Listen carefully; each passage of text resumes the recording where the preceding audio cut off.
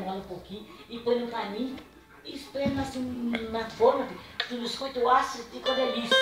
Mas peraí, é pra fazer ela assim, tipo de uma massa de bolo, não ralinha, e depois pôr no paninho ou no plástico? É no plástico, né? Porque a mamãe fazia um buraquinho no paninho para poder pôr a massa dentro e espremer assim, ó. Você vai na forma, Ah, assim, certo. e essa massa é massa de bolinho mesmo, não tem massa de biscoito mesmo.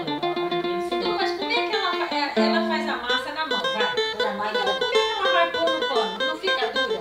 Não, deixa, põe mais um pouquinho de ovo pra cá, não muito duro também, mas mola um pouquinho. Ah, A sim. massa fica muito mole. Aí pega um pedacinho de pano, um saco, vai. Saquinho de plástico tem. Ah, um saquinho de plástico. E você tem a massa aqui dentro e vai espremer. É com esse saquinho de plástico que eu tenho ali, que põe as coisas na geladeira, né? Faz um buraquinho nele. E vem a massa dentro do bolinho. Não precisa fazer um bolinho pra fritar e não é bolinho pra fritar. É pra assar. A gente assa mesmo.